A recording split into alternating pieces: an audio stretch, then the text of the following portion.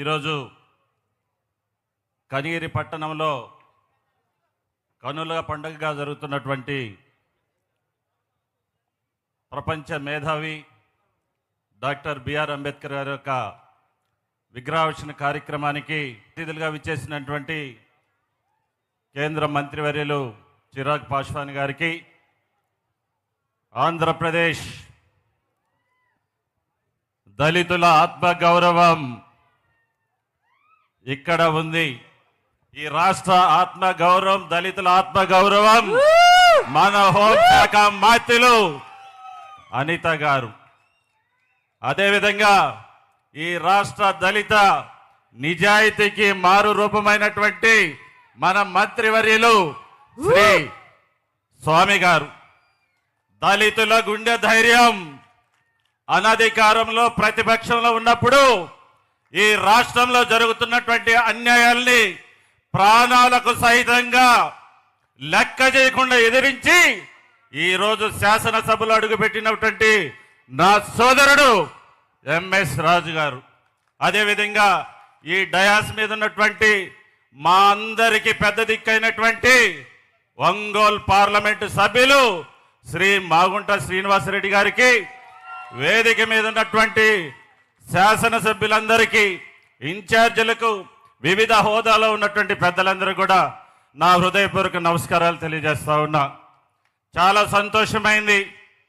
2001లో కనిగిరి పట్టణంలో బాబు జగజ్జీవన్ రావు గారి విగ్రహావిష్కరణ జరిగింది. అదే రోజు నాకు ఇక్కడ గుర్తొస్తా ఉంది.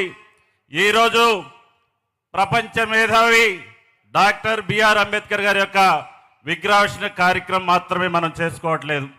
ఈ భారతదేశానికి సామాజికంగా, రాజకీయంగా సమానత్వాన్ని సాధించి పెట్టి అత్యంత ఉన్నతమైనటువంటి రాజ్యాంగాన్ని ఇచ్చినటువంటి మహోన్నతుడి యొక్క విగ్రహావిష్కరణ కార్యక్రమానికి మేమందరం కూడా పాల్గొనడం మా అందరి యొక్క అదృష్టం. అందుకనే మనమందరం కూడా విగ్రహాలు పెట్టుకుంటే కాదు, ఆయన చెప్పినటువంటి ఏదైతే చదువుకోవాలో, పోరాడాలో, సమీకరించాలో యొక్క సిద్ధాంతాలను అనుసరించి అంబేద్కర్ వారసులందరూ కూడా ఫాలో కావాలని చెప్పి నేను తెలియజేసుకుంటూ, సమయం చాలా తక్కువ ఉంది కానీ ఒక మాట మీ అందరూ కూడా చెప్పాలి. ఈరోజు ఇక్కడున్నటువంటి శాసనసభ్యులు సోదరుడు ముక్కు నరసింహారెడ్డి గారు, ఆయన రాజకీయాల్లో ప్రవేశించిన తర్వాత పాలేరు దగ్గర, అలవలపాడు దగ్గర బ్రిడ్జి కట్టిన దానికంటే, గన్నవరంలో బ్రిడ్జి కట్టిన దానికంటే, దొరువు అభివృద్ధి చేసిన దానికంటే, పాలేటిపల్లి రిజర్వాయరు అభివృద్ధి చేసిన దానికంటే, రిలయన్స్ ద్వారా గ్యాస్ దీన్ని తీసుకొచ్చిన దానికంటే, ఈ నియోజకవర్గంలో అభివృద్ధి చేసినట్టు రోడ్ల కంటే, హాస్పిటల్ అభివృద్ధి కంటే, అదేవిధంగా భైరవకొండ ఆలయం అభివృద్ధి కంటే ఈరోజు మీరు తీసుకున్నటువంటి మా మహనీయుడైనటువంటి దళిత జాతి ముద్దు బిడ్డ ఈ భారతదేశంలో మరి సామాజిక న్యాయం పరిపాలించి, సామాజిక న్యాయాన్ని పాటించి, అంటరానితనాన్ని, అస్పృశ్యతని నిర్మూలించినటువంటి మహోన్నతుడి యొక్క విగ్రహాన్ని పెట్టావు కదా.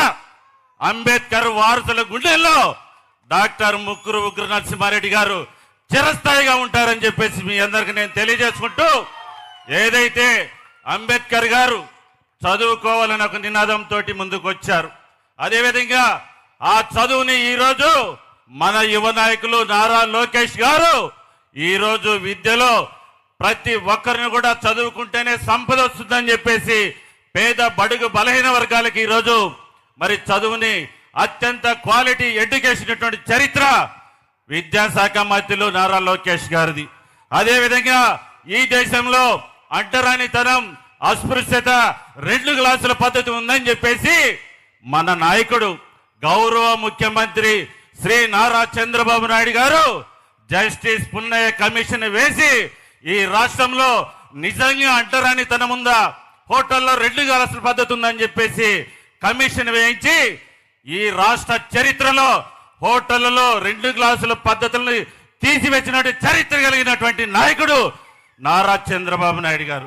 వీరిద్దరు కూడా అంబేద్కర్ గారి ఆశయాలకు అనుగుణంగా ఈ రాష్ట్రంలో పరిపాలిస్తున్నటువంటి పరిస్థితి అంబేద్కర్ వారసులుగా మనమందరం తెలుసుకోవాలా.